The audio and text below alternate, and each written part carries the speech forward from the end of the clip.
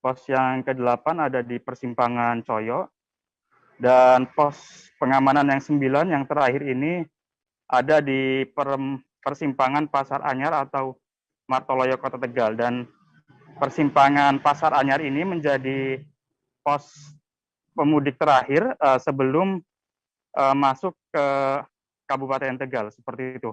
Nah,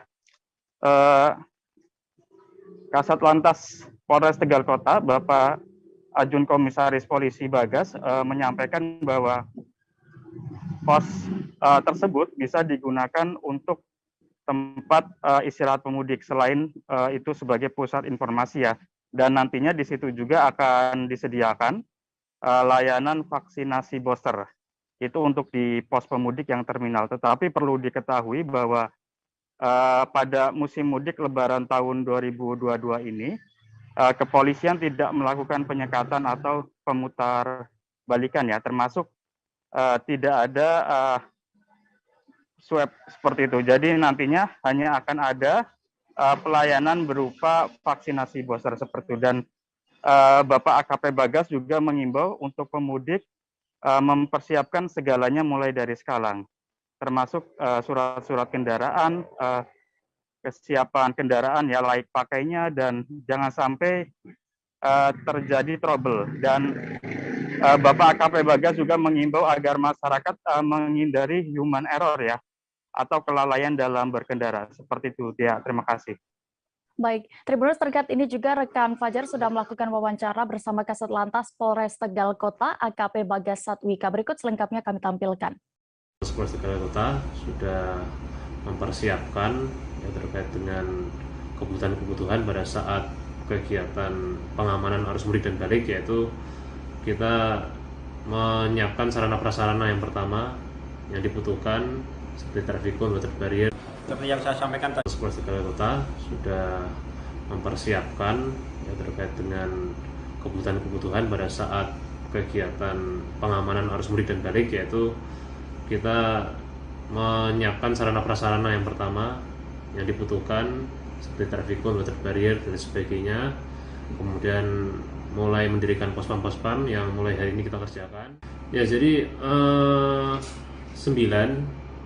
Jadi untuk yang pos terpadu kita ada 1 di terminal, pos pelayanan kita ada 2 di pos Maya dan di pos alun-alun, yang selebihnya ini pos pengamanan. Pos-pos tersebut itu nanti fungsinya untuk apa saja, Anda? Yang jelas nanti di pos tersebut akan tergelar personil kita. Ya, di pos terpadu itu tentunya nanti bersama dengan teman-teman dari dinas terkait seperti Dishub, Satpol PP, dari TNI, dan juga nanti ada dari dinas kesehatan di sana melayani vaksin booster. Tentunya karena mudik kali ini harus dari warga melaksanakan vaksinasi booster, tentunya kita juga akan memberikan pelayanan vaksin booster di pos terpadu kita. Mungkin itu juga jadi pusat informasi pemudik juga atau bagaimana? Ya, betul. Selain itu juga termasuk ya, bisa masyarakat mungkin yang kelelahan bisa beristirahat di pos kita, dan juga untuk menanyakan informasi juga termasuk salah satunya.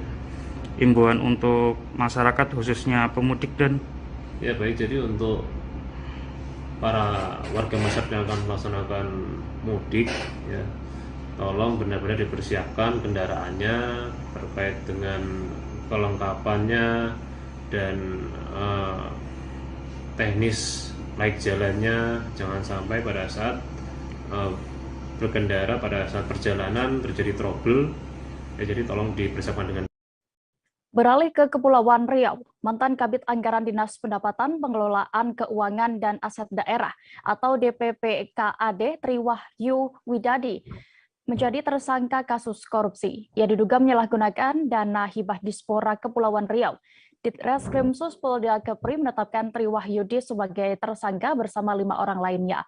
Bagaimana terkait kasus ini selengkapnya akan dilaporkan rekan Beres Lumban Tobing, reporter dari Tribun Batam yang sudah terhubung bersama kami. Silakan dengan laporan Anda.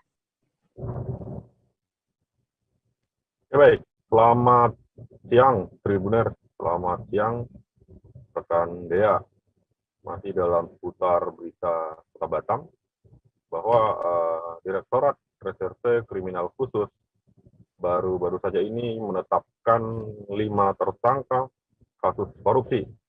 Nah, satu diantaranya ini namanya cukup mencuat begitu ataupun familiar, yakni mantan Kabid Anggaran DPPKAD Tri Wahyu Widadi.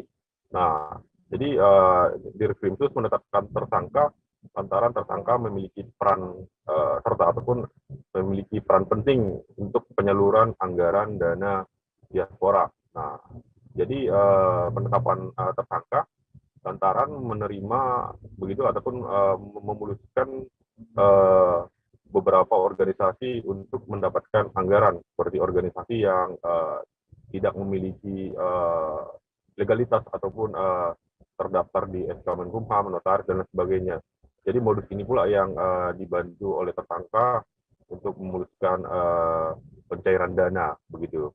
Nah, jadi kemarin pas rilis begitu ada sebanyak 230 juta rupiah yang dihadirkan di atas meja saat menggelar konferensi pers. Namun tersangka belum dihadirkan, hanya saja penetapan tersangka menyusul penahanan begitu. Jadi ada 5 tersangka. Nah, jadi saat ini Polda Kepri juga membagi ada 5 klaster begitu. Nah, untuk klaster pertama itu baru di Dispora Kepri. Nah, berdasarkan hasil audit BPK begitu, ada sebanyak 6 miliar rupiah kerugian negara yang berhasil diaudit. Namun yang berhasil diselamatkan baru 230 juta rupiah.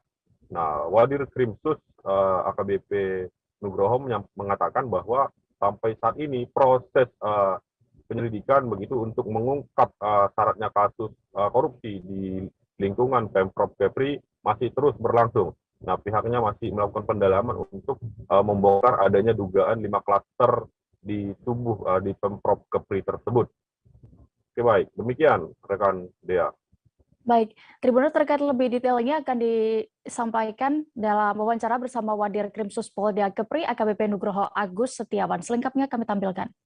Seperti yang saya sampaikan tadi, kerugian negara ini kurang lebihnya 20 miliar. Namun proses penyidikannya kita bagi jadi 4 klaster. Yang kita sampaikan yang pertama tadi, klaster pertama ya, sebesar 6,2 miliar dengan tersangka 6. Ini di mana Pak? Di Pemprov. Pemprov. Ya, klaster pertama di Dispora, Dinas Pemuda dan Olahraga.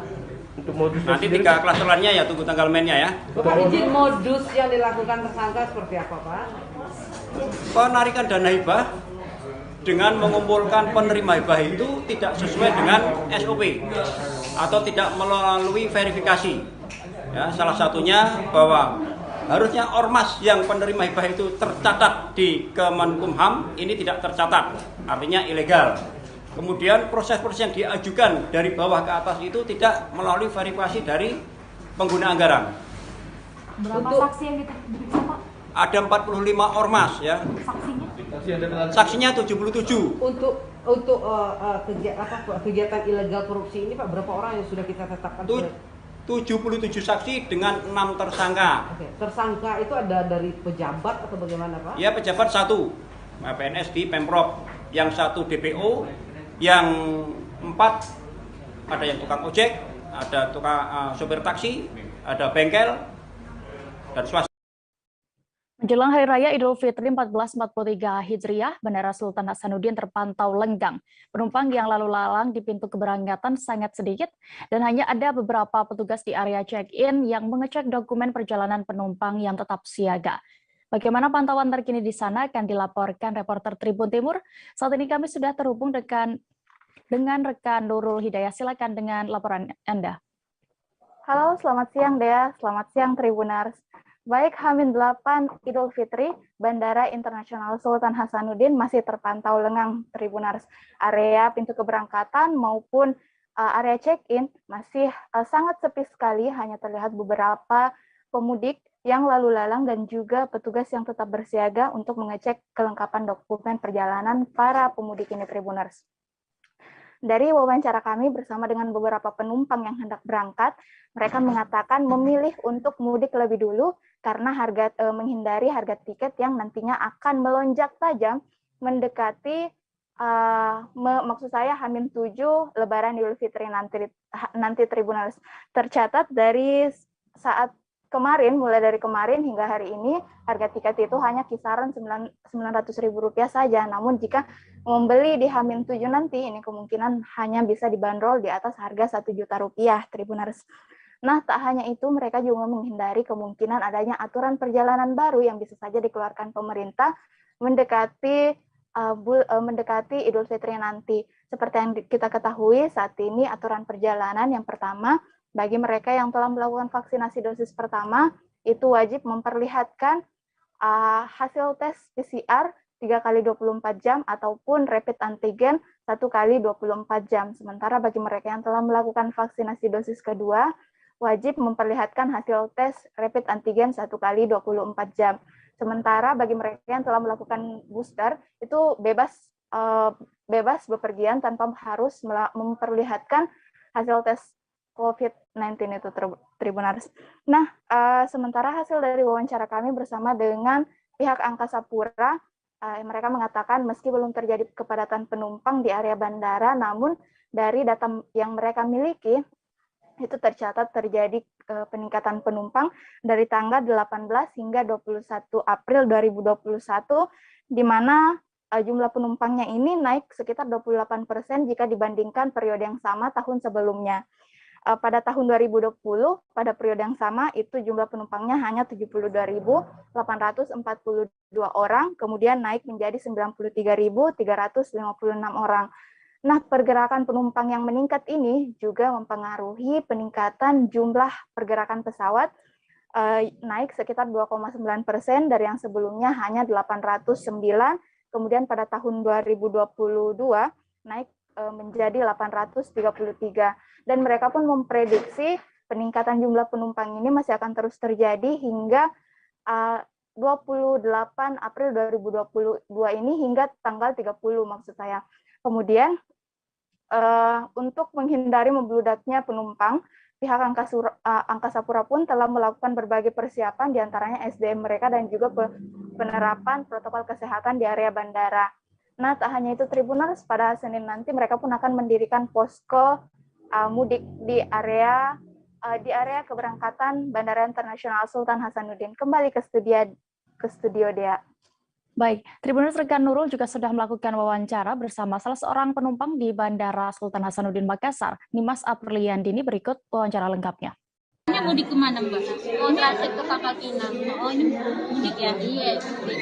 Berapa orang, Mbak? 3, satunya bayi, tapi masih diambil papaku. Kenapa memilih mudik lebih awal? Kayaknya tiketnya bakal mahal lagi nih kalau nanti. Di sini Persyaratannya sendiri gimana, Mbak, untuk mudik ini? Saya sih vaksin baru sampai kedua, belum booster karena baru sudah melahirkan toh. Terus juga antigen sudah negatif. Alhamdulillah, kesehatan juga udah di itu semua, anak-anakku juga udah cek semua, suhunya aman. Di sini persyaratan Satgas ini apakah ribet atau gimana menurut Mbak sendiri? Enggak sih, yang penting kita udah vaksin lengkap. Kalau memang persyaratan di bandaranya ada antigen, dan kita tinggal antigen doang kan kalau memang sehat. Udah gitu aja sih. Di sini memang kita kerja ya? Enggak, di sini kita kerja, Mbak ya? Enggak, ibu rumah tangga. Ibu rumah tangga. Tapi sama suami. Iya, suami saya kerja di Palopo di Morowali. Kejaksaan Tinggi Banten menetapkan 4 orang tersangka terkait dugaan kasus tindak pidana korupsi. 4 orang itu diduga telah melakukan penggelapan pajak pada Samsat Kelapa II, Kabupaten Tangerang. Tim penyidik bergerak cepat untuk mengamankan barang bukti dengan melakukan penggeledahan di 2 lokasi. Seperti apa pantauannya akan dilaporkan reporter Tribun Banten. Saat ini kami sudah terhubung bersama rekan Ahmad Tajudin. Silakan dengan laporan Anda. Baik rekan Dea dan Tribuners, perlu diketahui bahwa Kejaksaan Tinggi Banten baru saja menetapkan 4 orang tersangka dalam kasus tindak pidana korupsi yang berada di wilayah Tangerang pada Jumat 22 April 2022 semalam. Di mana Kepala Kejaksaan Tinggi Banten, Leonard Eben, mengatakan bahwa berdasarkan alat bukti yang cukup dan keterangan beberapa saksi, telah dikumpulkan bahwa tim penyidik menetapkan 4 orang tersangka berinisial Z, AP, MBI, dan B, di mana Leodan mengatakan bahwa keempat tersangka tersebut diduga telah terlibat dalam kasus penggelapan uang pajak yang terjadi di Samsat Kelapa II yang mengarah kepada tindak pidana korupsi, di mana diketahui bahwa tersangka Z merupakan kasih penagihan dan penyetoran pada UPTD Samsat Kelapa II, kemudian tersangka AP selaku staf petugas bagian penetapan pada UPTD Samsat Kelapa II, sementara MBI selaku tenaga honorer bagian kasir di UPTD Samsat Kelapa II, dan tersangka B yaitu selaku pihak swasta yang tidak lain merupakan mantan pegawai yang membuat aplikasi di Samsat Kelapa II tersebut. Disampaikan Leonard bahwa sebelum menetapkan tersangka, pihak Kejati Banten sendiri telah melakukan penggeledahan di beberapa tempat, yakni ada 2 tempat yang dilakukan penggeledahan. Yang pertama yaitu di kantor Bapenda Provinsi Banten dan juga kantor UPTD Samsat Kelapa II Kabupaten Tangerang. Di mana pada saat melakukan penggeledahan sendiri, tim penyidik telah berhasil mengumpulkan beberapa dokumen terkait perkara kasus penggelapan uang pajak tersebut, diantaranya 1 bundel foto tangkap layar atau screenshot, kemudian 1 buah flash disk, dan juga uang tunai sebesar 29.854.000. Kemudian untuk mempercepat hasil pemeriksaan sendiri, tim penyidik menetapkan keempat tersangka tersebut dan juga menahan keempat tersangka tersebut selama 20 hari di rutan Pandeglang, terhitung sejak tanggal 22 April 22 sampai dengan 11 Mei 2022, Dea. Baik, Tribuners, berikut kami tampilkan hasil wawancara rekan Tajudin bersama Kepala Kejaksaan Tinggi Banten, Leonard Ebenezer Simanjuntak selengkapnya.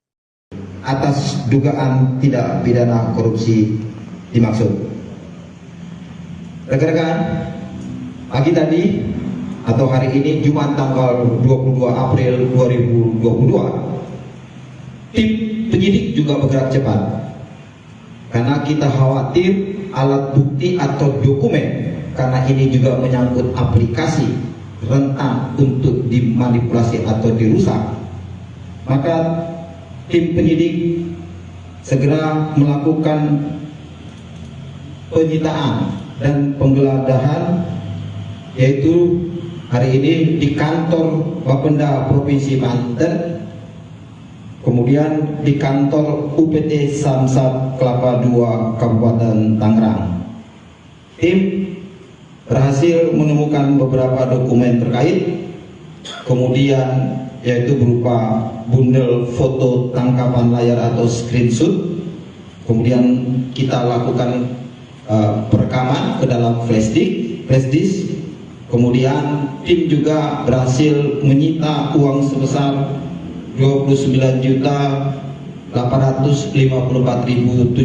rupiah yang kita sita dari Bapenda, Sekretaris Bapenda.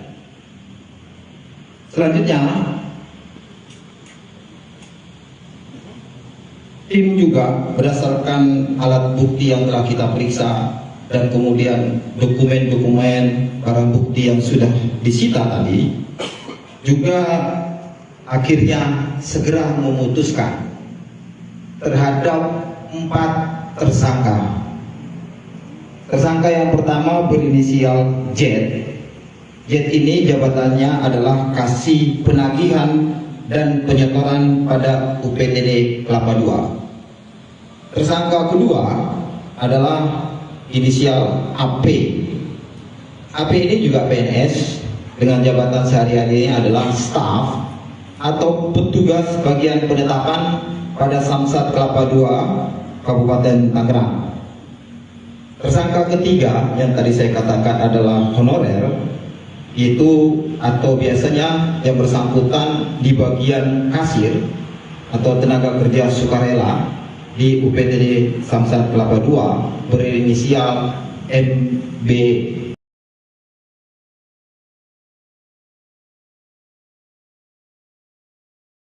Oke, apa kabar Bang Arif di sini untuk strateginya? di akhir? Kalau saya sendiri di Gimip 37 ini yang semalam baru mulai, Apa yang saya dirasakan udah Kak Fernita? Sebenarnya aku nggak ngerasa itu penangkapan atau penggerebegan atau apapun itu, karena gitu loh, posisinya aku Kriteria. Jadi kita mengenal disebut dengan stroke yang tidak berdarah dengan stroke yang berdarah. Stroke yang tidak berdarah itu biasanya ditandai dengan adanya penyumbatan. Kalau itu terjadi di sini mungkin pikirnya tidak ke situ kali ya. Tapi kalau di Korea atau di Kamboja itu ada beberapa paper yang Saya itu Mas, dulunya tukang koran. Oh gitu ya. Tukang koran. Ya, saya baca itu, Pak. Tuh kan pernah baca kan? Ya. Jadi kalau saya jadi tanggam itu udah bersyukur banget. Si anak ini dijadikan sebagai tersangka begitu. Ya, kalau ini kita bicara yang di luar kasus Sibolga ya. Dikenal dengan nama hujan shower, di mana terdapat batas jelas antara daerah hujan dan tidak hujan. Atlet kontingen Sumatera Selatan peraih medali di PON 20 Papua dan Peparnas 16 mengeluhkan bonus yang pernah dijanjikan pemerintah daerah. Di saat beberapa provinsi lain telah memberikan bonus sebagai bentuk apresiasi, namun di Sumatera Selatan belum ada kepastian waktu pencairan hingga saat ini. Komisi 5 DPRD Sumsel pun turun tangan dan siap membantu para atlet menagih janji bonus apresiasi tersebut. Selengkapnya akan dilaporkan rekan Abdul Hafiz, reporter dari Sriwijaya Post yang sudah bergabung bersama kami. Silakan dengan informasi Anda. Ya, terima kasih rekan Dea. Ini lagi-lagi ini permasalahan pembagian bonus PON yang sampai kemarin kejelasannya masih mengalami penundaan yang semestinya kemarin itu hari Jumat itu tanggal 22 April itu mestinya di gedung ruang Bina Praja kantor Gubernur Sumatera Selatan itu sudah akan dibagikan. Namun pada saat kita mengkonfirmasi ke PLT Kepala Dinas Pemuda dan Olahraga Bapak Rudi Irawan mengatakan bahwa pelaksanaan untuk pembagian bonus itu sendiri insya Allah akan dilaksanakan pada hari Selasa mendatang, artinya tanggal 26 April. Semestinya ini sendiri kan permasalahan ini sudah lama karena PON ini sendiri maupun Peparnas itu sudah berlangsung sejak bulan Oktober 2021 lalu. Artinya sudah hampir 6 bulan belum terselesaikan. Dan terakhir dari KONI Provinsi Sumatera Selatan, Ketua Umumnya Haji Henry Jainuddin bersama Ketua NPCI Sumatera Selatan dan Kepala Dinas Pemuda dan Olahraga itu menyepakati dan mengagendakan akan adanya pembagian bonus atlet PON Sumsel maupun Peparnas itu dilaksanakan kemarin. Belum jelas permasalahannya, namun sempat tersirat dari penjelasan dari Kepala Dinas Pemuda dan Olahraga bahwa belum dilaksanakan pembagian kemarin lantaran Gubernur Sumatera Selatan sedang menghadiri agenda acara di Kabupaten Pali, Sumatera Selatan. Dari Komisi 5 DPRD Provinsi Sumatera Selatan yang membidangi kesejahteraan, ya antara lainnya itu olahraga, Wakil Ketua Komisi 5 DPRD Sumatera Selatan, Mas Agus Saiful Fadli, yang konsen sejak awal menyatakan akan terus menagih janji dari pemerintah Provinsi Sumatera Selatan. Hal ini dikarenakan juga jangan sampai ada kekhawatiran, keresahan dari atlet-atlet yang sudah menyumbangkan prestasi ke Sumatera Selatan baik pada PON maupun Peparnas itu bisa hengkang ke daerah lain.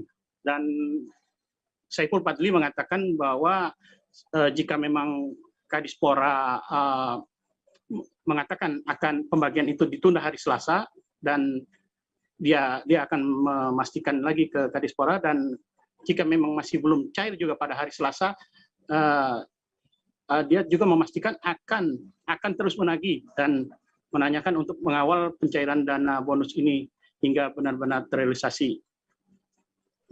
Terkait itu juga menjawab juga dari keresahan dari atlet-atlet calon penerima bonus ini, bakal ada pemotongan yakni PPh hingga 20% sampai 30%. Saiful Fadli mengatakan bahwa ia berharap bahwa pemerintah tidak begitu membebani atlet, karena menurutnya bonus tersebut hendaknya sesuai dengan amanah dari gubernur. Misalnya semesti kemarin itu gubernur menjanjikan untuk medali emas itu diberikan bonus sebesar 300 juta rupiah, artinya itu harus sesuai dengan apa yang diamanahkan gubernur, dan itu juga disampaikan pada saat rapat dengan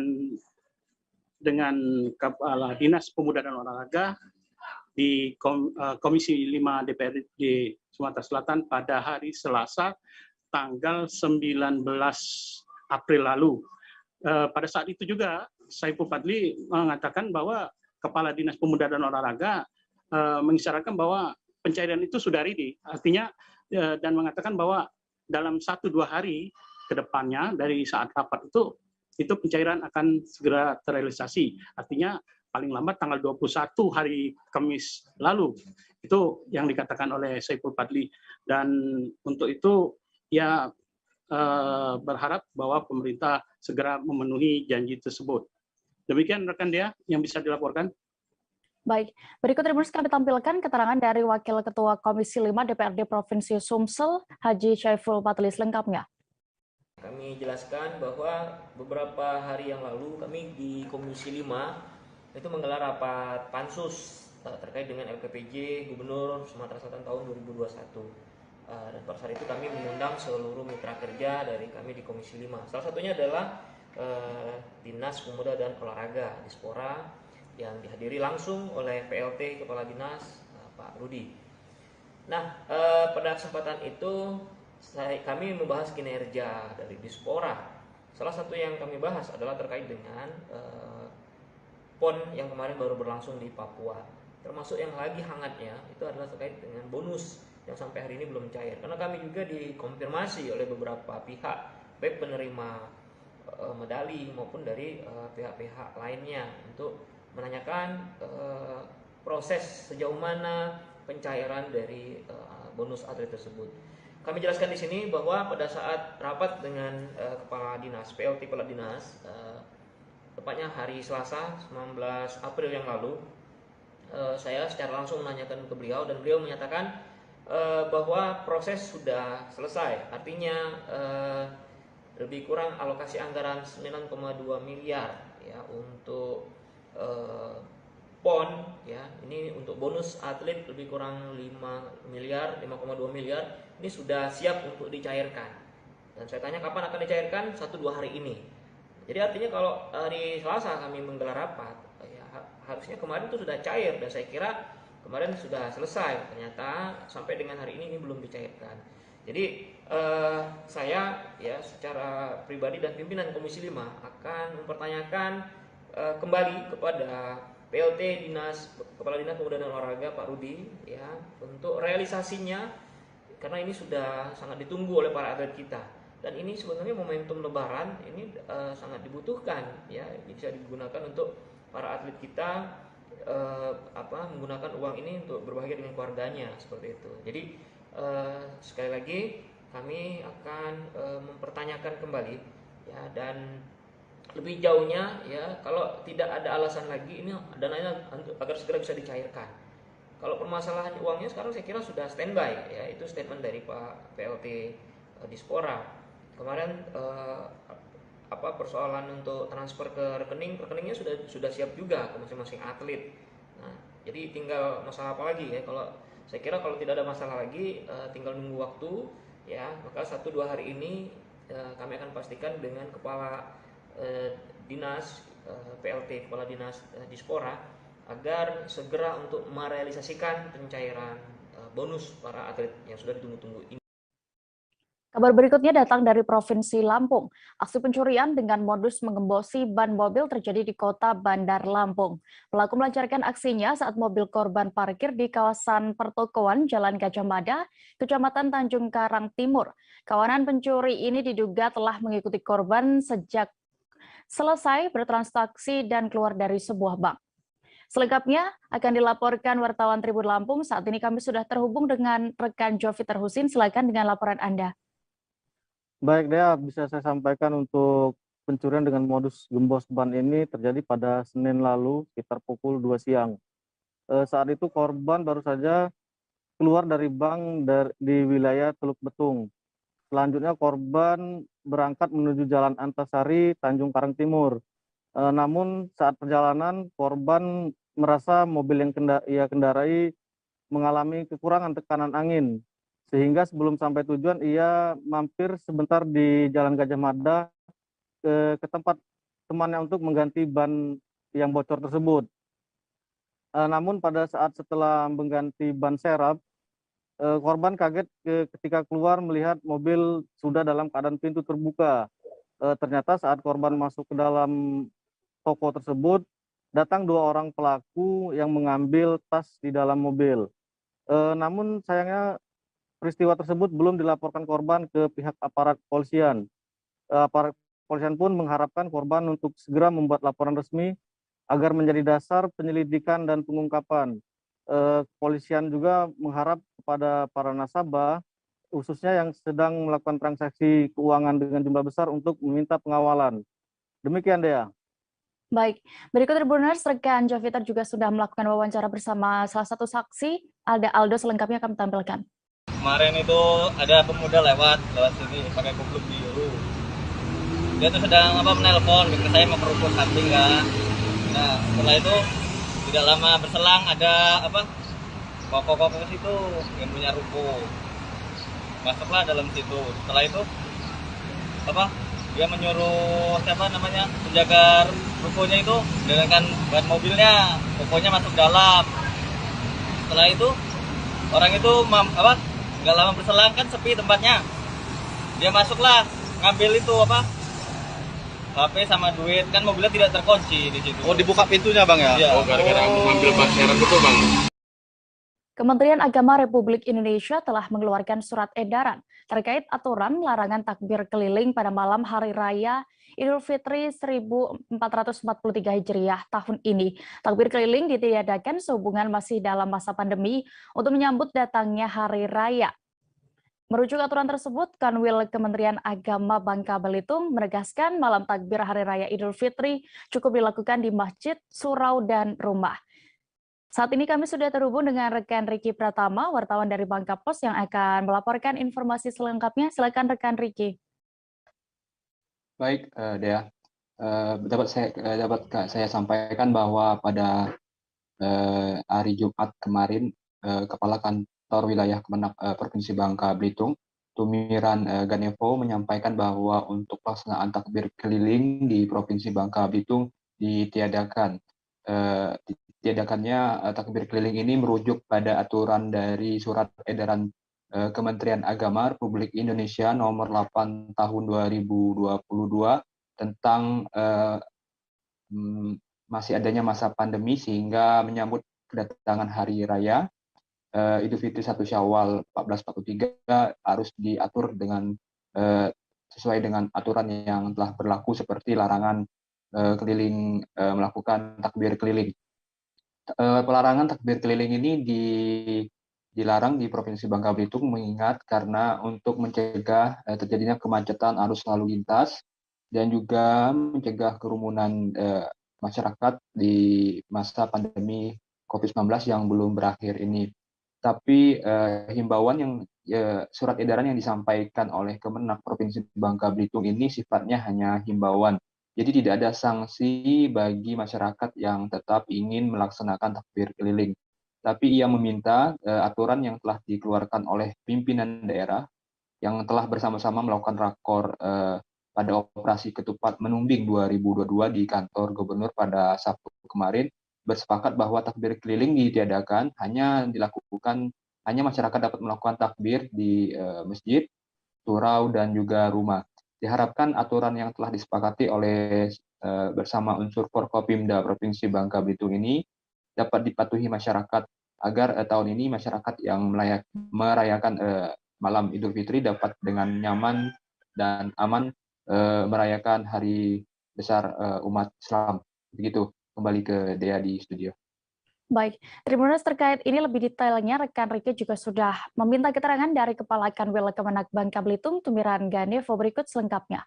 Sebaiknya tidak dilakukan, tidak boleh lah kira-kira seperti itu, karena makna syiar itu sudah barangkali sudah bisalah di dalam masjid, ya di surau dan di rumah edaran kita kan seperti itu, dan saya yakin untuk sementara ini tidak apa-apalah, kita sabar untuk tidak mengadakan takbir keliling, kira-kira seperti itu.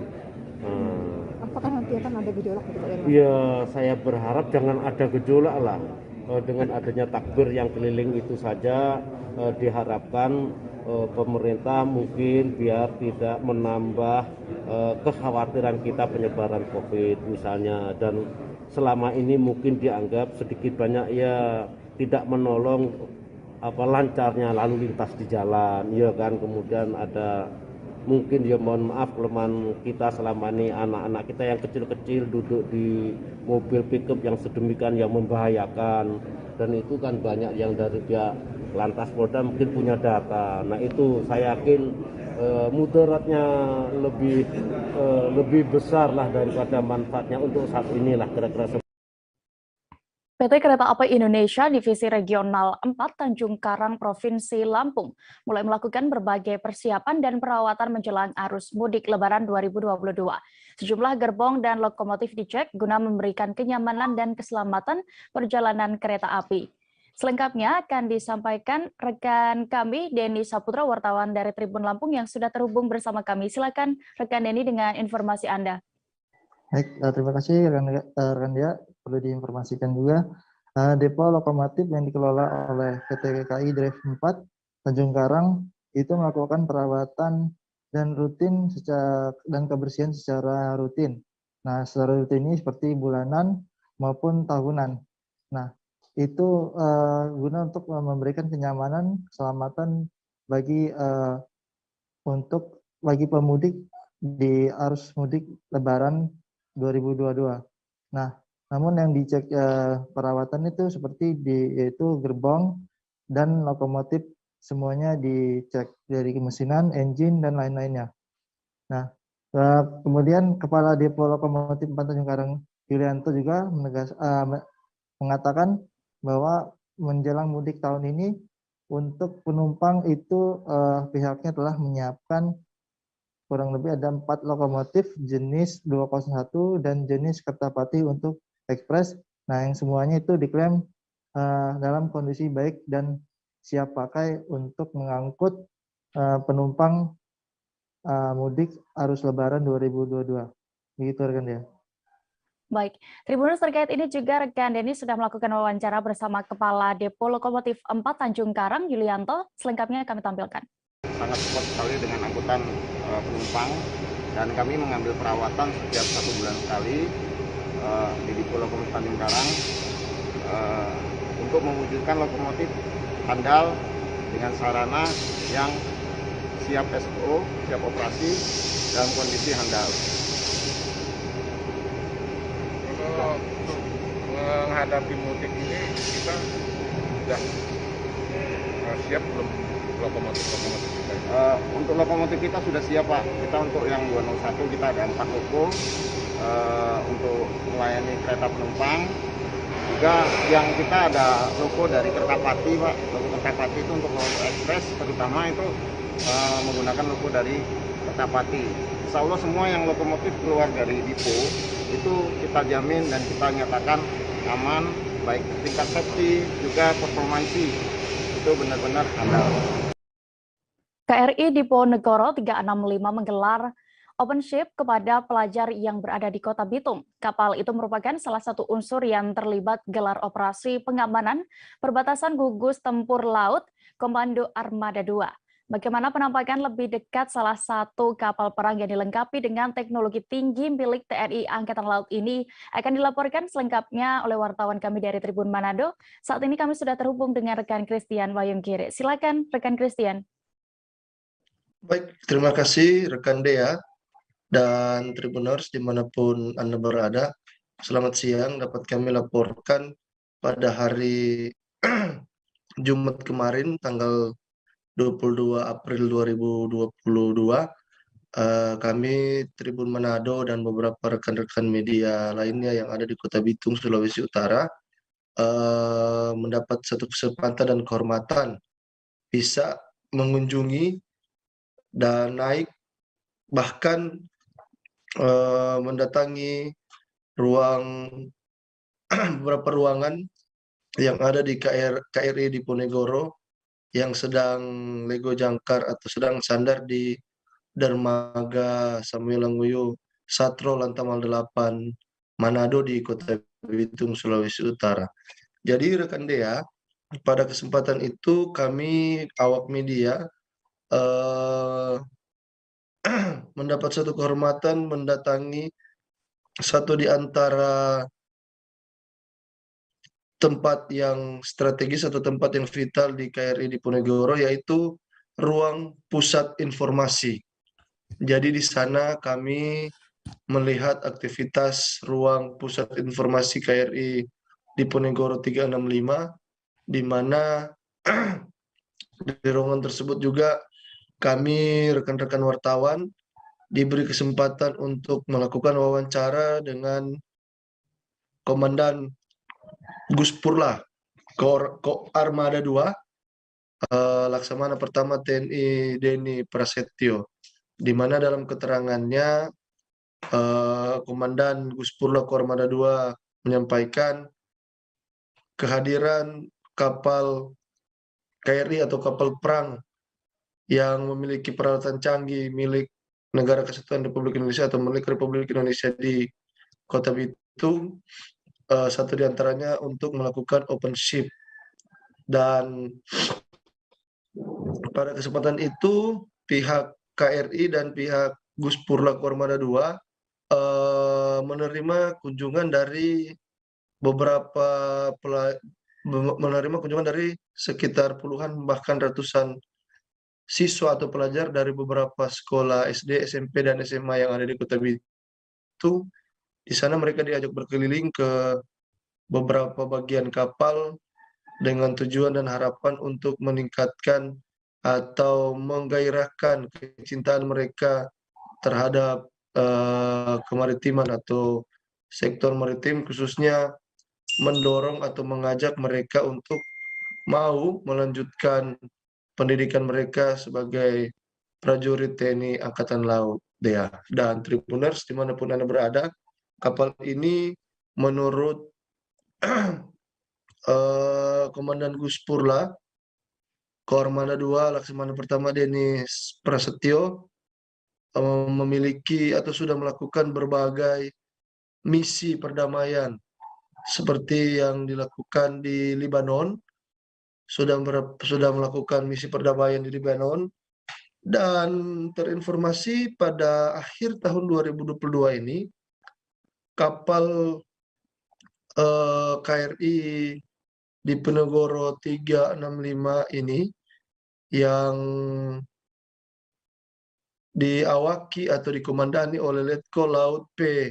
Adam Cahya akan bertolak ke Jepang untuk melaksanakan tugas operasinya. Dan lanjut, Laksamana Pertama TNI Denny Prasetyo, kapal perang Indonesia yang memiliki peralatan canggih ini melakukan kegiatan operasi di wilayah perbatasan Indonesia-Malaysia dan Indonesia-Filipina begitu.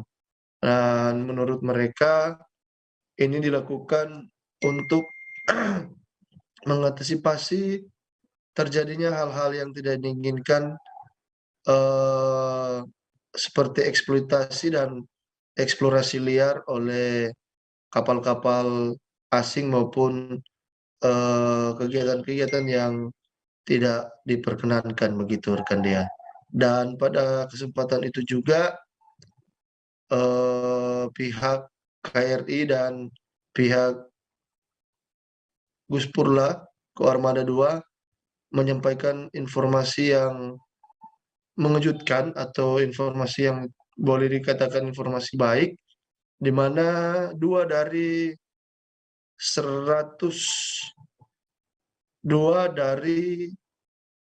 ratusan awak yang ada di atas kapal, 2 orang awak dari 113 awak di KRI Diponegoro ini merupakan putra-putri daerah dari Sulawesi Utara. Mereka masing-masing seorang perempuan dan seorang laki-laki yang sudah beberapa bulan hingga beberapa tahun belakangan ini ditugaskan atau ditempatkan sebagai awak kapal KRI Diponegoro 365, dan seperti yang Anda saksikan, mereka berdua inilah yang merupakan putra-putri daerah.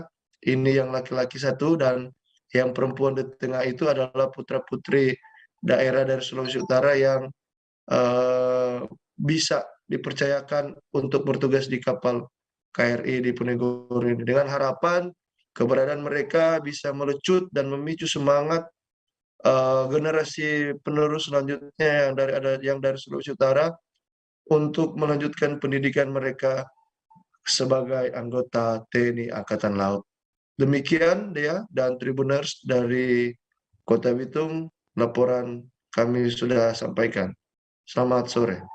Baik, terima kasih rekan Christian, dan berikut Tribuners kami tampilkan hasil wawancara bersama Komandan Guspur Laku Armada 2 Laksamana Pertama TNI Denny Prasetyo selengkapnya. Oke, terima kasih seluruh masyarakat wilayah Sulawesi Utara. Saya di sini beserta Komandan KRI dan asisten operasi saya. Kita menyelenggarakan operasi dalam rangka operasi pengamanan wilayah perbatasan. Jadi di Laut Sulawesi ini ada 2 perbatasan kita, yaitu perbatasan dengan Malaysia dan perbatasan dengan Filipina. Saya selaku Komandan Pelaksana Taktis di lapangan di bawah kendali operasi Panglima Komando Armada 2 menyelenggarakan operasi wilayah perbatasan. Artinya kita melaksanakan pengamanan di wilayah perbatasan. Hingga akhir ini, alhamdulillah, wilayah perbatasan kita cukup aman dan kondusif, sehingga masyarakat bisa melaksanakan kegiatan sesuai dengan kegiatan yang mereka lakukan dengan aman. Demikian. Izin boleh disampaikan wilayah tersebut di mana aja, Bang? Apakah terkait juga dengan posisi atau letak Kota Bitung sendiri?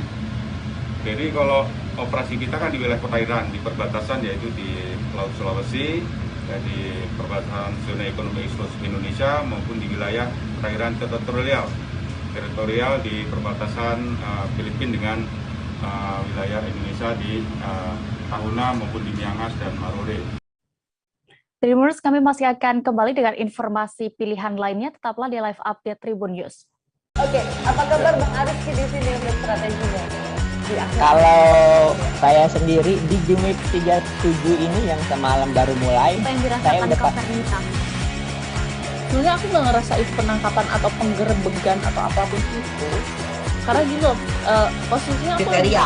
Jadi kita mengenal disebut dengan stroke yang tidak berdarah dengan stroke yang berdarah. Stroke yang tidak berdarah itu biasanya ditandai dengan adanya penyumbatan. Kalau itu terjadi di sini mungkin pikirnya tidak ke situ kali ya, tapi kalau di Korea atau di Kamboja itu ada beberapa paper yang saya itu Mas, ya, dulunya tukang koran. Oh gitu ya. Tukang koran. Ya, saya baca itu Pak. Tuh kan pernah baca kan? Ya. Jadi kalau saya jadi Pangdam itu udah bersyukur banget. Si anak ini dijadikan sebagai tersangka begitu. Ya, kalau ini kita bicara yang di luar kasus Bongombo ya. Dengan nama hujan shower, di mana terdapat batas